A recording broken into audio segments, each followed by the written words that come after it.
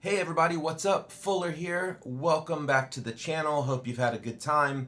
Been out for a little bit, real busy with some stuff, some really cool projects I've been working on. But in today's video, I'm so glad to be back. This is a doozy. Okay, this one is going to be a really fun experiment with the power of MetaSounds to procedurally and generatively create some cool sound effects inside a MetaSound that you can use to affect any audio source. So a lot of my videos on this channel are geared towards basics of Unreal Engine audio and MetaSounds and things like that, and kind of like helps you really hit the ground running without a lot of technical jargon, but just kind of help you figure out how to do stuff. Because a lot of times that's what we want to do. We're stuck and we just want to figure out how to do stuff. This video in particular is going to be a little more advanced. So if you are new to MetaSounds, you can still follow along. Some stuff maybe seem a little complicated, or you might have to go back and watch it, because I am going to move fast. I'm not going to spend a lot of time on the basics, but I do want to encourage you, if you are new to MetaSounds, go back and check out some of my other videos on the basics of MetaSounds. I have a MetaSounds 101 series and just some of the beginning audio concepts. But if you have been messing around with MetaSounds for a while and you have your kind of brain wrapped around the basics of it, this is a great video for you, because in this video we're gonna basically, I'm going to show you how to kind of just use the tools that are already included, the DSP processing that you have access to in the MetaSounds, to do some cool sound effects. So before I started filming this video, I was like, what gave me this idea? You know, because a lot of times our ideas are inspired by different things. And it just dawned on me, my friend Prashant, who I met over at the Game Sound conference, sent me this album from Soundly, our fine friends at Soundly. I don't know if you can see this.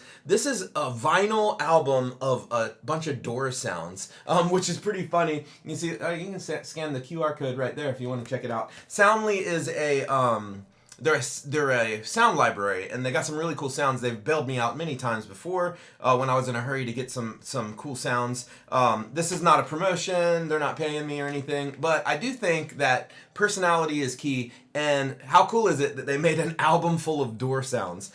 So anyways, it's vinyl. And so this is the kind of thing, you get a glass of whiskey and you just go listen to vinyl sounds of doors closing. But that got me thinking, when I was young, I grew up in the 80s, and when I was young, my parents had an old album player, a stereo. I guess it was a stereo at that time. It was one of the big, huge pieces of furniture in the living room, and it played 45s and 33s, and it also had an AM FM radio that I could never get like good stations in. But we lived in Fripp Island, South Carolina, and I remember this was like in the early 80s.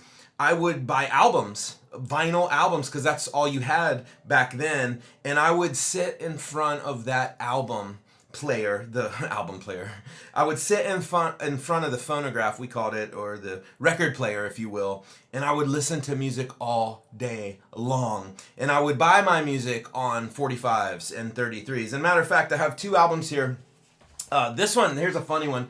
This is the Smurfs All-Star Show, right? And so this is for all you young kids out there who've never heard vinyl. This was made in 1981 by Duraco, and actually, funny story. And by the way, I'm just getting a little personal here because I haven't shot a video in a while, so just wanted to like get a little personal here. But if you want to skip all this crap and go to the MetaSounds, you can go in the time code and jump around. But backstory here. My mom got this album for me. Remember Solo cups, the red cups? They're still around.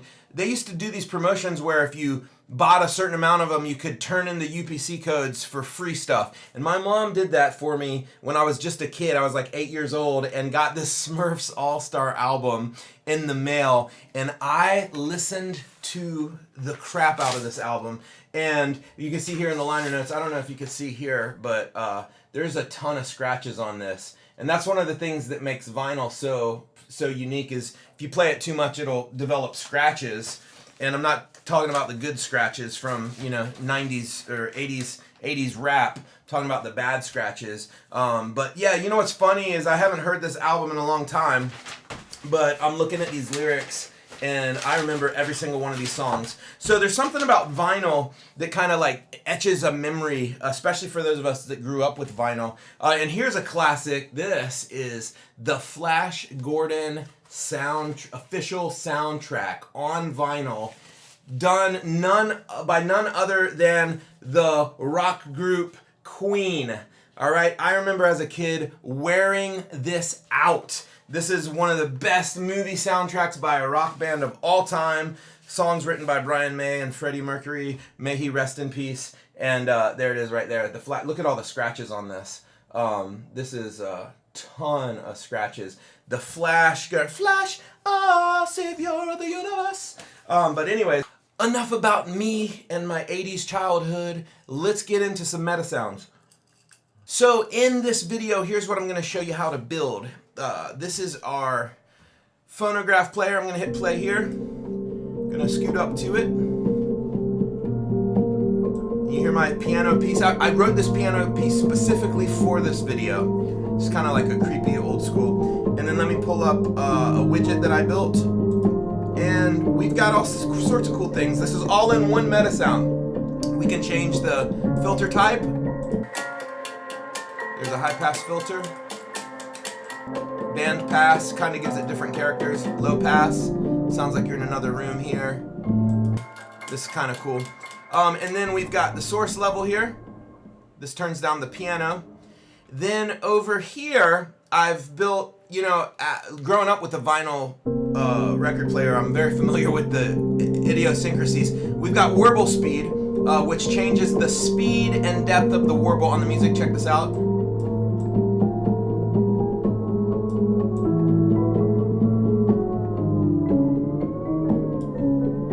So that's a real beat up album. And sometimes if your electricity wasn't conditioned and you got like a weird electrical signal, the motor would speed up and slow down. And that's what this simulates, all done in the MetaSound. Then we've got the needle level over here. You can hear the needle. And then this simulates the turntable speed. So this kind of, the record's spinning. And then we got some crackle. You gotta have crackle, man. There's your crackle amount and then the crackle present. Let's turn the music down just so we can hear the effect. All of this is completely generated by MetaSounds. Generatively by synthesized sound and noise. And then I added, as I was messing around with this, I was like, you know what? Let me add a skip function. Because, if you were listening to the kid, you would jump up too high. I would sit in front of my record player with the tennis racket and pretend I was like Rick Springfield. And I would be playing Jesse's Girl. And then it would skip. And it freaked me out. And then I forgot, oh yeah, that's what happens. But I was like, let me simulate the skip. And so if you listen to this, we'll turn up the skip probability. And you'll hear the record start to skip a little bit.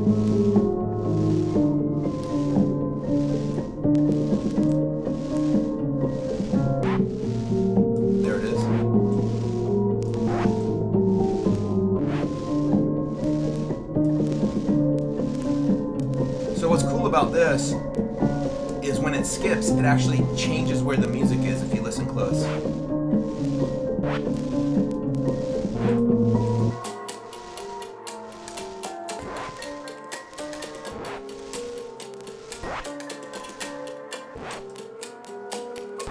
So pretty cool stuff. So nonetheless, this is very accurate to what having an old vinyl player, growing up with a vinyl player, would be like. And what's cool about this is all these, except for the needle skipping. For the needle skip, I did use a sample. From our friends over at Soundly, I used a sample of the needle skipping because that was kind of hard to synthesize, and also I was in a hurry. So I'm going to show you all this inside this MetaSound. So strap in, get ready, because this is going to be a pretty deep tutorial. Now, one little caveat, I did, this widget here that I built is pretty complicated, and it's not really has anything to do with audio. It's more about MetaSounds. Now, I did think about maybe I'll show you a quick walkthrough of how I built that widget. But, my channel is devoted to audio. But, you know what? If you want to see how I built that widget and how to build widgets more in depth, I do have a couple videos on how to build widgets. But I used a ton of event dispatchers and stuff. So if you want to see a deep dive on how to build the widget, if you could put it in the comments and let me know. And if it's something y'all are interested in, I'll expand on that. But for this video, I did want to focus on the MetaSound itself. Let's jump in. I'm going to show you the layout and then we will get started. So here is our empty MetaSound that we're going to build. And by the time we're done, it's going to look like this. And this is the whole MetaSound. You can see I have the sound source, the EQ treatment, and the mixer. I have the turntable speed and some noise, some crackle, and some warble. And all of this kind of started with the warble idea. I thought that was a cool idea, so I started messing with that, and then I just kind of went down the rabbit hole. Here's our widget and our widget blueprint. Pretty simple. It's just basically each knob is sending a ton of event dispatchers to the level, and then the level is binding those event dispatchers and feeding them to the MetaSound. I will show you how to feed them to the MetaSound because I do think that's an important aspect of this. So let's get started. Let's jump in. Let's start with a blank project. I have this turntable that's on fire because that's cool. There's nothing cooler than fire. And here's our piano piece. This is just a simple piece I recorded just for this demo. I'm gonna use that. So let's get started. We're gonna start with the most basic thing, which is playing the audio of that we're using. Now, what's cool about this is you can use any audio source and you can bring different audio in. You could even do it dynamically and it will all have that record player effect, which is really cool. And you could actually make this MetaSound MetaSound template or a MetaSound preset or MetaSound patch or whatever you want to do. So let's add a wave player. Everything starts with the wave player here. We're gonna go stereo because it is music. So I'm gonna use a 4-channel stereo mixer because I know that eventually I'm gonna have 4 sources. And I know that because I planned this out and I already built it. So our first source is gonna be our actual music. And so we're gonna connect that to the output and we're gonna hit on play. And then we're going to go to this shortcut. If you just click on the source you want, and then go over to the MetaSound, and then you just click this arrow, boom, it populates it. So now when I hit play, voila, we built our MetaSound. And we want this to loop, so we're just gonna select loop. Now, that's the most basic, right? We built our MetaSound source. Now, the next thing I wanna do is I wanna create a warble effect. And so with these old record players, they would speed up and slow down, which would slow the pitch down. So it'd be, and the way, the speed at which it would do it would affect that. So what we want to do is we want to pull off of this pitch shift and we want to type LFO. We're going to add an LFO here. And with the LFO, it's a low frequency oscillator and it is just a continuous sine wave that oscillates. And right now let's just listen to this. This is playing at a ridiculously fast speed. We want to slow this down. So we're going to come down here and we're going to create our first input and we're going to call this warble speed. Now the warble speed, we don't want too crazy, we want from 0 to 1. And so what this is going to do is it's going to speed up and slow down the speed of that LFO, thus adjusting the speed of the oscillator. And we've changed these values to -2 and to 2, +2. So we're going to go from -2 to 2 over the course of this warble speed. So check this out. Right now it's nothing. Let's go up a little. So now the speed is right here, 1/10 of a second. We'll go 1/2 a second right here. That's like about to burn your house down right there is what that is. That's too fast, but you get the idea. So we can tame these values. And because these are inputs, we're going to be able to feed these dynamically from the game action or from the widget. Now we've got our warble speed. Now let's work on our warble depth. So we're going to come off of this maximum value and we're going to create another input and we're going to call this warble depth. Okay? Now what this is going to do, we're going to change this from 0 to 1. This is going to change our max value from 0 to 1. And then we're going to multiply this by a -1 so that we can create our minimum value to the inverse of that. So now we have an inverse value of 1 and -1. So as this goes to 1, this one goes down to -1. So let's listen to this. Our warble speed is at about 1/4 second. Now let's bring up the depth slowly. That's a little bit of warble. Now let's crank it. That's pretty cool. Now, the inputs that I'm sending in from the widget or from your game are probably going to be normalized, meaning they're 0 to 1. But I want more of a range than that. So what I'm going to do here is I'm going to actually multiply this number by 2 first. And then what that does is that scales everything up by 2. So we're going to multiply this by 2. So when our input comes in 0 to 1, it's actually going to be times 2. So it'll be 0 to 2 and negative 2. And so now if you listen to that, there's a lot more warble depth. So I'm happy with that. I experimented with that a little bit. 3 was too much, 1 wasn't enough, so that's where we are. So now we have the essence of our turntable warble. And so just with these nodes, we now have created the warble effect. So what I'm going to do now is I'm going to pull this off here, and I'm going to comment this out, and I'm just going to call this warble. And that is our warble effect. Congratulations, we now have a warble. For now, we're going to turn these back down to 0, and let's move on to crackle. Now, if you've had a turntable at all in your life, you know that there's this crackle. As your needle gets dirty, as the album gets worn out, you start to get the crackling sound, which is in essence just noise. And so we're going to use our noise generator for this to create artificial noise so that we can create that crackle effect. So what we're going to do is we're going to come down here, we're going to right click, and we're going to type noise, and we're just going to create this basic noise generator. And I'm actually going to use pink noise, which is a great noise, and if you just listen to the pink noise itself, it sounds like this.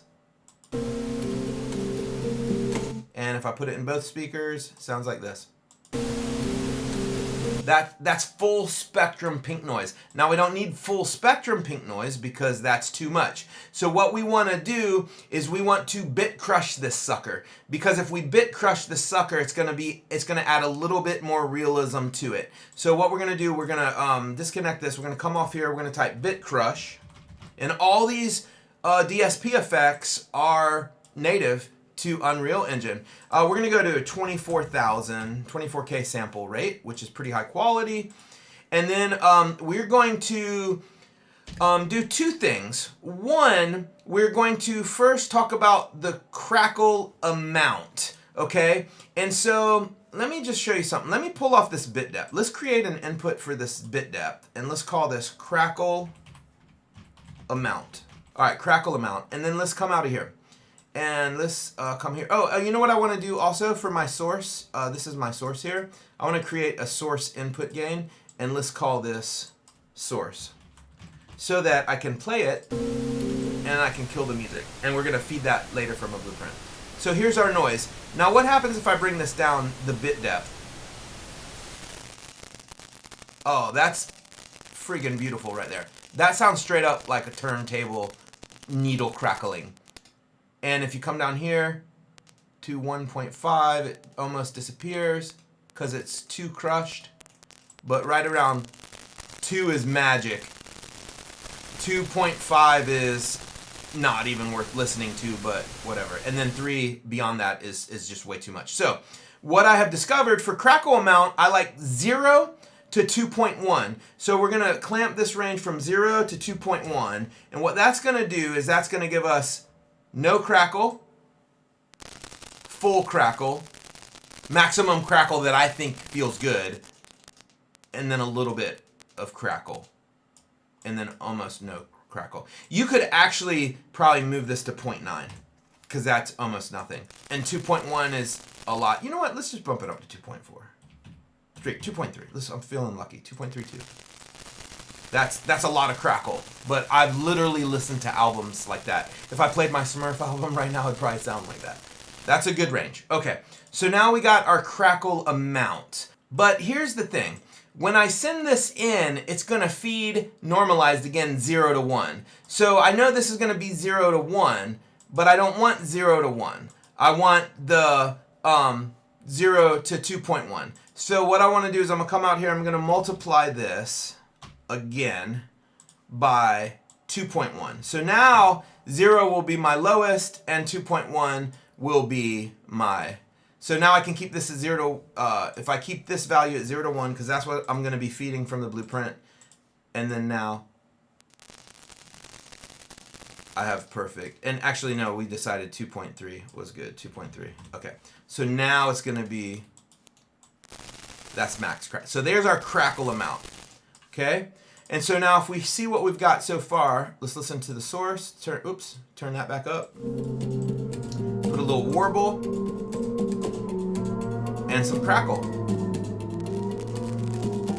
That's pretty freaking good right there. Already it's starting to sound like a vinyl, okay? So let's reset these values back to 0. All right, cool. I did think that as I was building this, I thought that this crackle was a little too bright. So what I want to do is I want to put a one pull low pass filter. So if you right click and just type one pull, you'll see this low pass filter. And what this is going to allow me to do is it's going to allow me to just roll the high ends off a little bit. So I'm going to insert this in my signal chain here. And I want this stereo, so I'm going to drag that. It's not really stereo, it's mono going to both speakers. And then what I want to do is I want to bring this cutoff frequency and I want to input. And we're going to call this crackle presence. Because what this is going to do is it's going to determine how bright our crackle sound is. So if we listen to this, and I roll that off, you can hear it's not as annoying, it's not as bright. So we're going to use that as our crackle presence. And I also, that again is going to be coming from 0 to 1. So what I want to do is I just want to multiply this by 15,000, because 15,000 is the highest cutoff that I want to allow.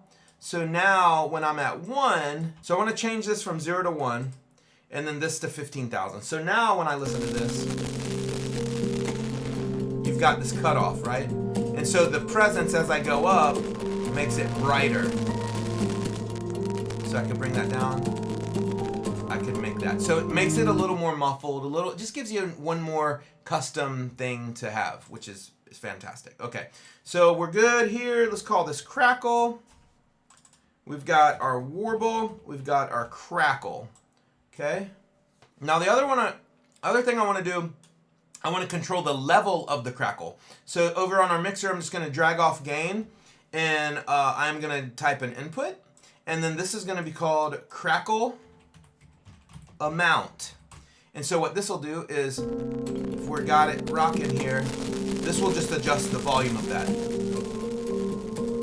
So if we want just a little bit or not enough. So you can see already in this brief experience how cool we've used just noise basically and some LFOs and some bit crushing to basically simulate a physical acoustic instrument, which is really cool. All right, so let's move on. Now what I want to do is I want to simulate the turntable speed by making the needle sound, because when you set a needle down on an album, it's like you hear that electronic signal get amplified, and sometimes the album would be bumpy and it'd be like the needle would bounce a little bit. So we're going to simulate that, and we're going to come over here, we're going to add a noise generator, same thing we did for the crackle, a noise generator, and another bit crusher, okay, and another ladder filter. So we're doing the same thing we did up here, except we're going to treat this a little differently. So we're going to set the bit depth needle rate to, we're going to set this bit rate to 2.7. And we're going to set the cutoff frequency. We're going to turn the resonance up to 3. And we're going to set the frequency to what I thought was 7120, which felt about right for a needle. So we're going to go 71. So we're basically just entering the cutoff frequency here. So this is going to be the needle. So let's come out here. Oh, and you know what I'm going to do here? I'm just going to start using variables to clean this up a little bit. We're going to call this needle. Variables are a great way to transfer audio without all the spaghetti. So we're going to go also here, variable, and this is going to be needle right. So we got a needle left and a needle right, and we're going to feed these right up here. And we're going to go needle left, needle right, and then we're going to pull this gain off of here, and we're going to call this needle amount. Okay? And now we've got our gain. So, and then down here, we're going to bring our needle amount down here. Oopsie. We're going to set the needle amount.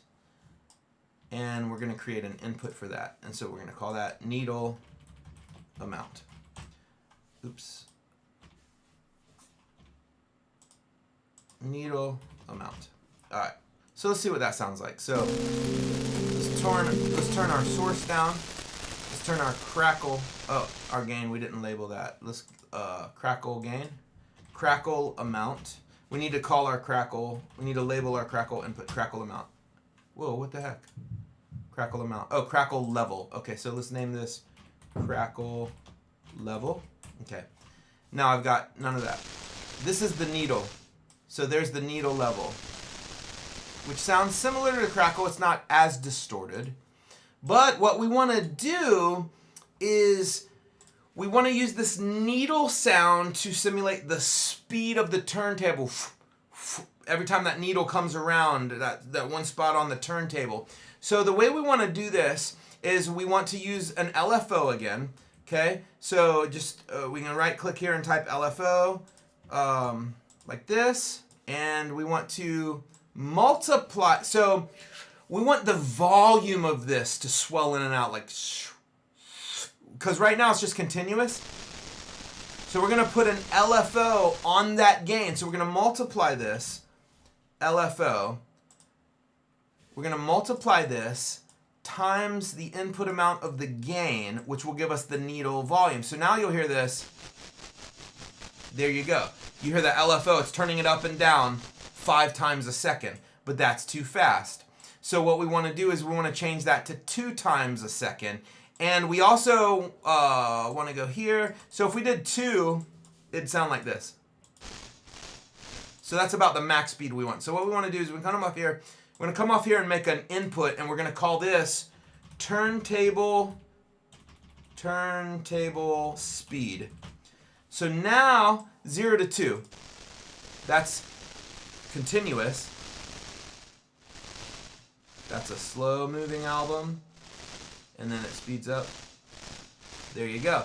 And then you could also, you know, back in the day, you could adjust these things. It could be a 33 or a 45. A 45 is the RPM, 45 times a second. 33 times for a bigger album. Even 78, the real small one, 78 times per second. So that would change. And we used to like take a 33 and put it on 45 and sound like the Chipmunks, which was pretty cool. We were very innovative back then. Once a sound designer, always a sound designer. Now remember, this input's going to be coming in hot from 0 to 1. So we want to scale that up to 2 times. So we want to multiply that by 2. Now remember, I'm doing these multipliers in case this is new to you. Almost every input is a 1 to 0, 0 to 1 normalized. So you want to be able, which is nice because it's consistent, and then you can multiply that in the MetaSound by whatever you want. This is actually needle level. I called it needle amount, but I meant to put needle level. So let's change that to needle level and then turntable speed. So now we've got needle level and turntable speed. There's the needle level, turntable speed. So there you go. There's 2 more inputs. So let's come over here. We don't need this because I hard-coded them here.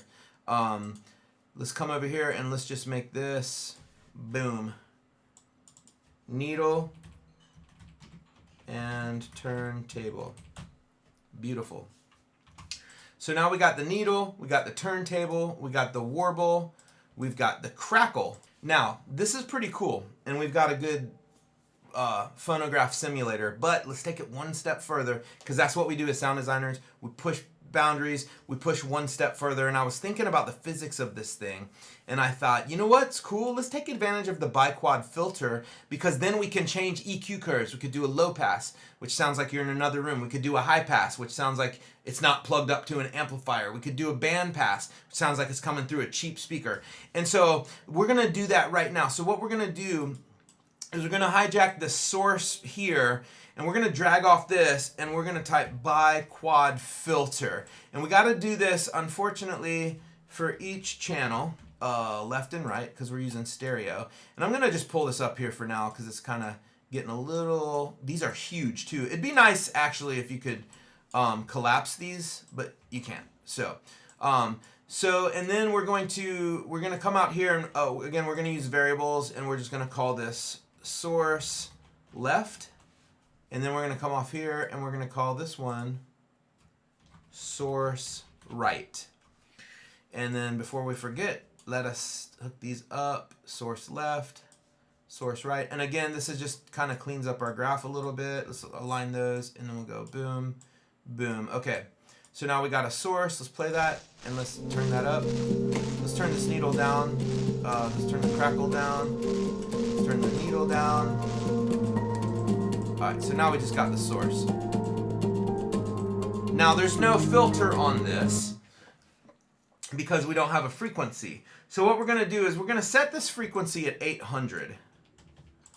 That's about right in the middle. And now if we listen to it,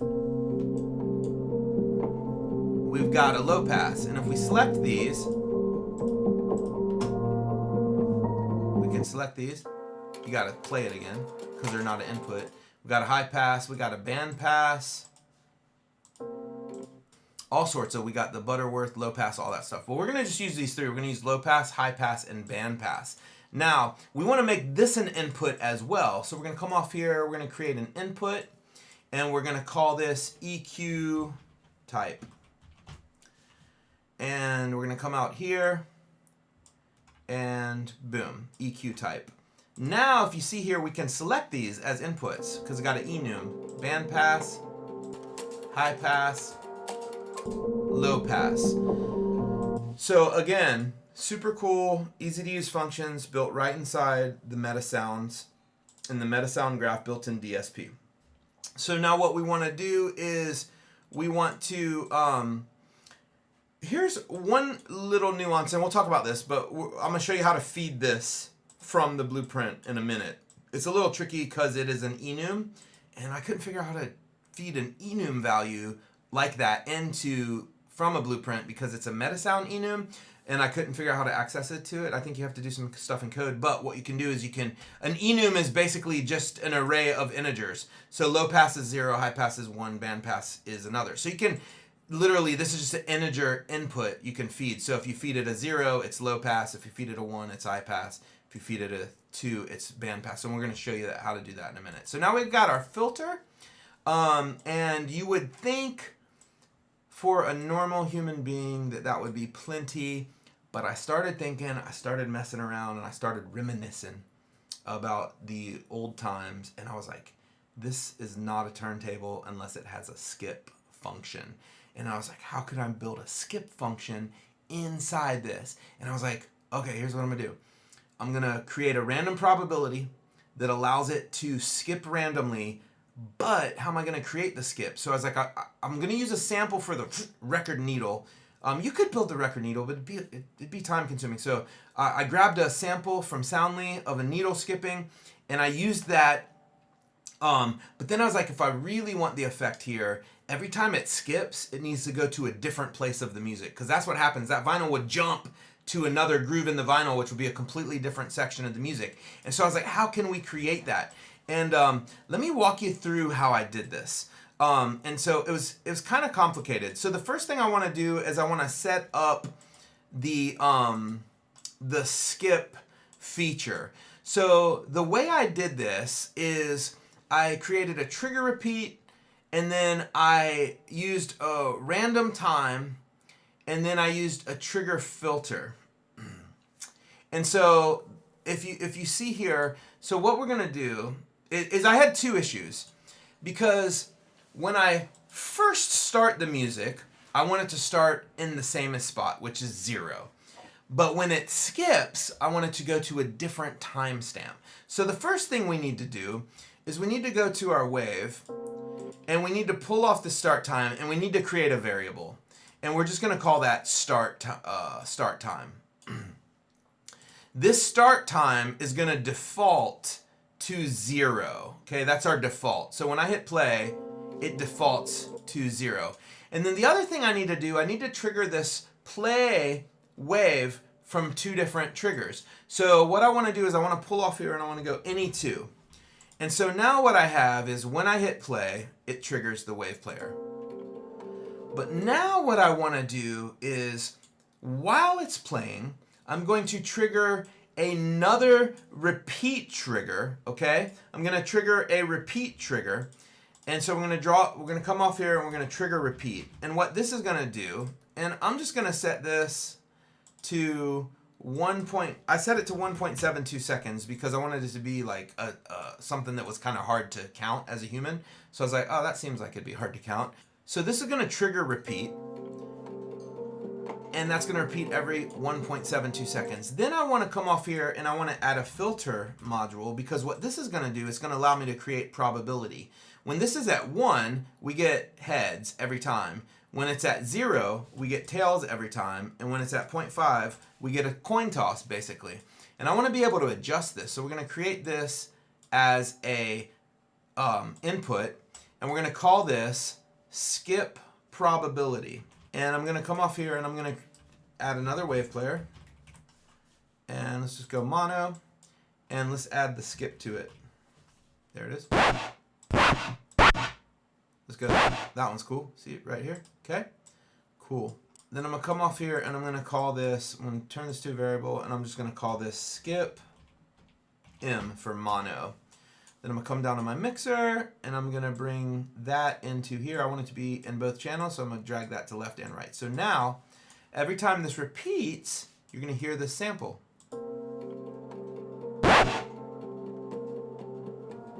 Well, sometimes you will, sometimes you won't. It's a coin toss. If I go 1, it's going to always play. And if I go 0, it's going to never play. That's what this filter is. So that skip probability is important because, you know, the older your vinyl is, the more it's likely to skip, okay? So now that in itself is not very convincing. So the other thing I want to do is I do want to add an LFO to this wave so that when it plays, its pitch is changing rapidly. So let's go here. Here it's going. That sounds like a record kind of spinning down. Sometimes it's fast, sometimes it's slow. Depends when it's caught in the cycle. And we set that -10 to 0 and a frequency of 3 for our LFO. Get used to LFOs because they're very, very handy. Now, very, very handy. Now, the other thing I wanted to do is I'm going to come out here on play and I'm going to create a variable and I'm going to call this skip. Okay? And here's why. Every time this gate does let it through and it skips it, I want to take this skip function and I want to reset the start time of where our wave is. I basically wanted to interrupt where our wave is and start it at a new random time. And this is where it gets a little complicated because I really had to think this through. And so here's how we're going to do this. We're going to come down here where our wave player is, and let's just move this down a little bit. We're going to grab our skip trigger, okay? And this is triggers every time we go skip. And we're going to do a random float first of all, and I'll explain why in a second. We're going to when it skips, we're going to get a random float. That random float is going to go from 2 to 20. And we're going to convert this to time. So it's basically 2 to 20 seconds. And so what I want to do now is I want to bring this out. And where's my time? Start time? I'm going to drag this over here and I'm going to hold shift. And I'm going to set this start time to there. So now every time I skip it, it's going to change this start time to whatever random number in between there is. Now, the other thing I want to do is when I do that, I want to also trigger this input. So now let's see what happens when it skips.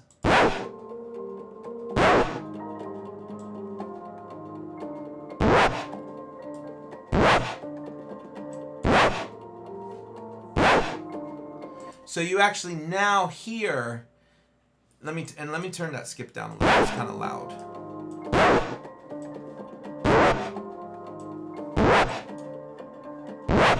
There we go. Let's change this to like, I don't know, 0.3. Okay, 0.4. Okay, 3. Okay, cool. So now, it's also, in addition to skipping, it's actually changing the start time of the actual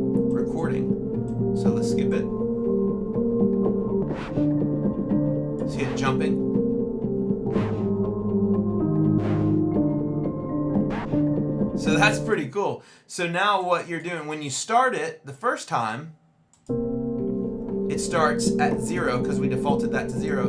But then when you fire that skip function, it jumps around. I mean, you could change this too. You could change this all the way from 6 to, I don't know, 30. I don't know how long the sample is, but now that sounds like a skip in an album. And I don't know about you, but that's pretty darn cool for all of this stuff. Okay, let's comment this out and call skip function. And bring this up here. And this is actually part of the skip function here. So we'll bring this up to here, comment that out. And then we've got this all part of the source. So we'll just call this, we'll start from here, and we'll call this source. I like to label my sources and anything that has a play function green. It just helps me see my MetaSounds on a quick glance. And then skip is a bad thing. In 1987, it was a terrible thing. And so let's color this red, because that is bad. And it traumatized us all at a young age. So there we have it. There is our MetaSound for the turntable. Here's what I want to do now. So here, let me just play through here. We've got skip. Let's change this down to 0 so it's not skipping. Nobody likes a skipping record. The source is pretty quiet actually, because I didn't actually, let me multiply that by 3, because I didn't record that very loud. Shame on me. So, there we go. So, Warble, Crackle,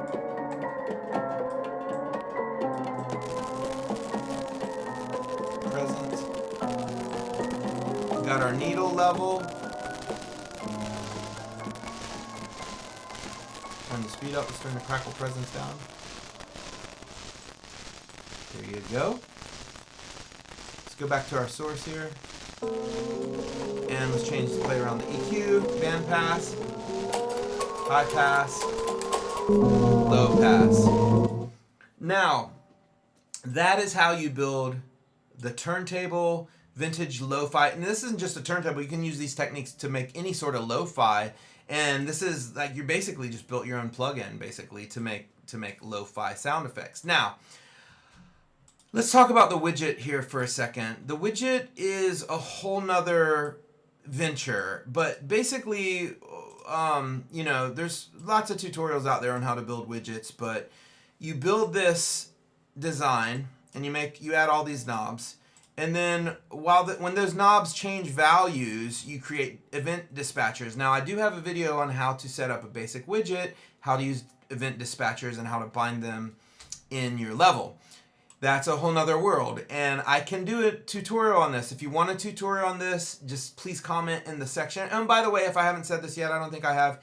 If you haven't liked or subscribed to my channel, please do that. Our channel's growing. We have over 3,000 subscribers now, and it's fantastic. And that's how, this isn't my full-time job. I just do this for fun and the side.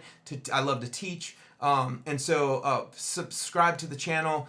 Comment also, it helps the algorithm. But if you want to see me do a walkthrough of how to build this widget, let me know in the comments, and if there's enough interest, I'll do a breakdown on how to make the widget. Because, you know, widgets are cool, and they are a great way to feed MetaSounds in real time and experiment and things like that with the gameplay side of working with MetaSounds. So, and anything that is an input can be fed from your blueprint, just like this. Set float parameter. So I've got this event here from the widget, and every time this changes, it fires this event, and it fits this float, which is 0 to 1 normalized, into the warble depth of my MetaSound.